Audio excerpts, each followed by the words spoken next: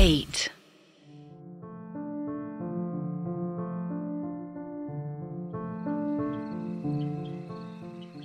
उस औरत ने, या कहें उस औरत जैसी दिखने वाली एक एंटिटी ने वेदा के सर पर हाथ रखा और दूसरा हाथ हवा में किया। तेज रोशनी हुई और वेदा अतीत के पन्नों को पलटते हुए देखने लगे। आसपास का नजारा एकदम से बदल गया। वो उसी जंगल में थे और अभी भी रात थी, पर अब उनके आसपास कोई भी नहीं था। तभी उन्हें बहुत से लोगों के बात करने की आवाज सुनाई दी। ढोल बजने की आवाज आने लगी। ऐसा लग रहा था जैसे कुछ लोग जश्न मना रहे हैं।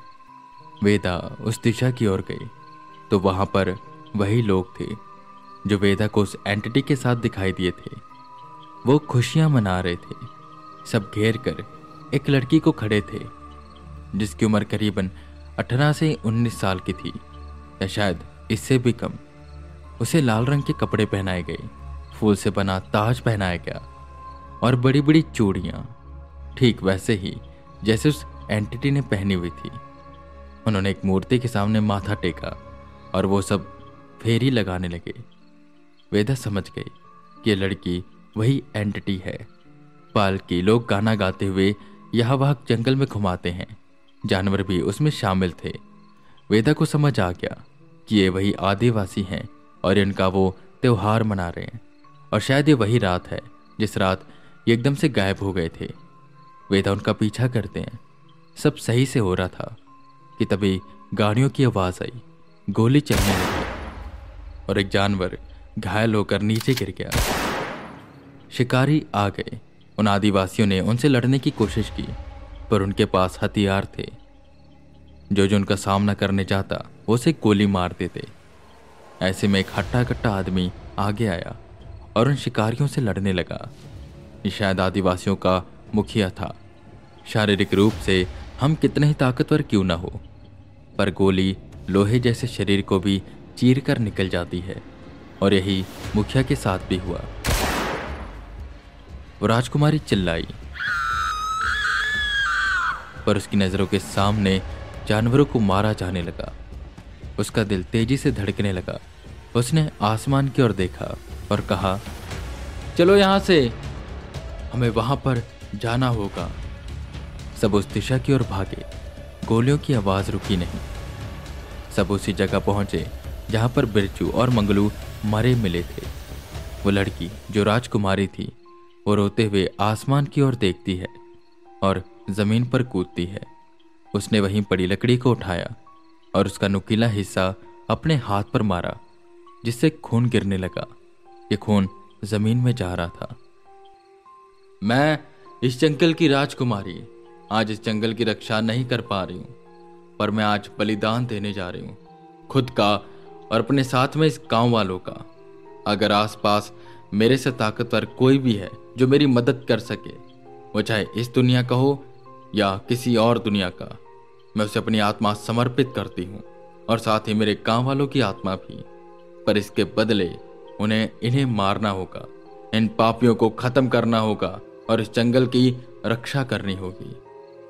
मैं बलिदान दे रही हूं, खुद के जिस्म का, खुद की रूह का। इतना बोल उसने वो लकड़ी अपने सीने में डाली, और ठीक सारे आदिवासियों ने ऐसा ही किया। उनके शरीर से खून की एक धारा बहने लगी। बारिश होने लगी, बिजली कड़कने लगी। एकदम से मौसम बदला। वो तेज बारिश में जितना खून था वो एक धार से बहकर पेड़ के पास जाने लगा। वही पेड़ जिस पर वो एंटिटी बैठी हुई थी। वो पेड़ खून सींचने लगा और अचानक से हिलने लगा। वेदा सेंस करने लगे कि उसके अंदर कोई है जो उस खून को पी रहा है। वेदा उस पेड़ के पास गई तो वो पेड़ अंदर से खोखला होने लगा। एकदम से उसमें छेद हुआ, जिससे बड़े बड़े सफ़ेद कीड़े निकलने लगे जो उस लड़की की ओर बढ़ने लगे और आदिवासियों की ओर। उन्होंने उनके शरीर को खाना शुरू किया, और तभी उनकी रानी निकली जो घुसी उस लड़की के अंदर। और वेदा के देखते ही देखते जहां वो लड़की मरी वहां पर एक पेड़ उग गया, और जहां पर वो आदिवासी मरे वहां पर भी पेड़ उगने लगे। कुछ देर की शांति के बाद बारिश रुकी। उस पेड़ से बड़ा कीड़ा गिरा जिसका शरीर फूलने लगा। वो गुब्बारे की तरह फूला। वो एक ककून का रूप ले लेता है और उस ककून से जो निकलता है वेदा उसे देखकर हैरान हो जाते हैं। ये वही एंटिटी थी। लाल कपड़े, सर पे फूलों का ताज और हाथों में बड़ी बड़ी चूड़ियां। और ऐसे बन गई वो उन कीड़ों की रानी और इस जंगल की राजकुमारी। उसने जाकर सबको मारा पर तब कीड़े नहीं निकले, क्योंकि शायद वो कीड़े तब उन आदिवासियों को खा रहे थे।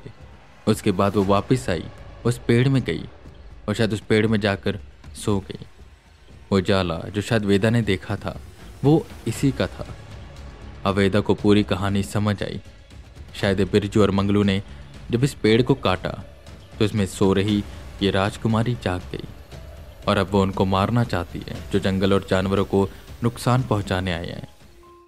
और इसका आक्रोश इतना ज्यादा बढ़ गया कि हर इंसान को मारने पर लग गई है। एकदम से वेदा प्रेजेंट में आए जहां वो सारे आदिवासियों की आत्मा को हु हल्ला करते हुए देख रहे थे। वो तेंदुआ जा चुका था और वो राजकुमारी जो कि डेड प्रिंसेस ऑफ जंगल बन चुकी थी, वो वेदा के पास आई और बोली, तुमने मेरे बच्चों को मारा, मेरे वो कीड़े, उसकी सजा तो तुम्हें मिलनी ही चाहिए ना।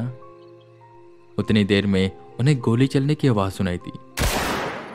पीछे से निशांत और ऑफिसर सिंह आ गए और वो ये सब देखकर बिल्कुल हैरान हो गए।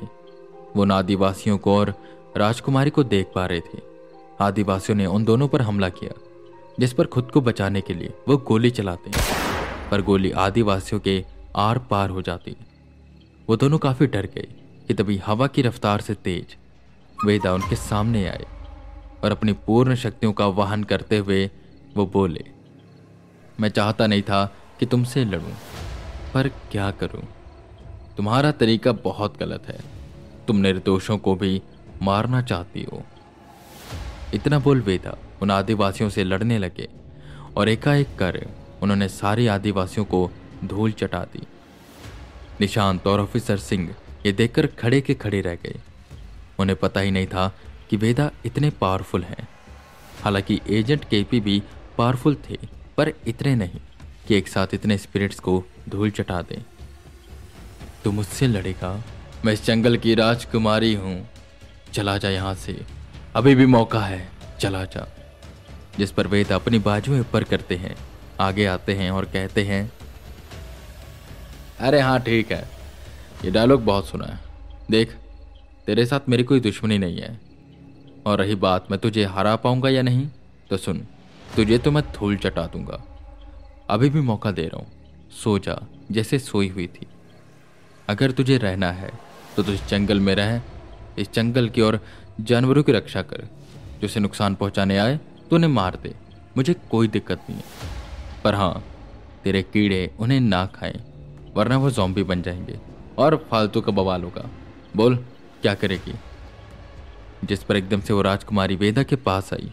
उसने वेदा पर हमला किया, पर वेदा ने एक हाथ से ही उसे रोक दिया और उसे दूर फेंका। अरे रुक जा, पूरे फॉर्म में तो आने दे, चल अब आ जा। वेदा ने अपनी आंखें बंद करके खोली तो वो पूरी सफ़ेद हो गई।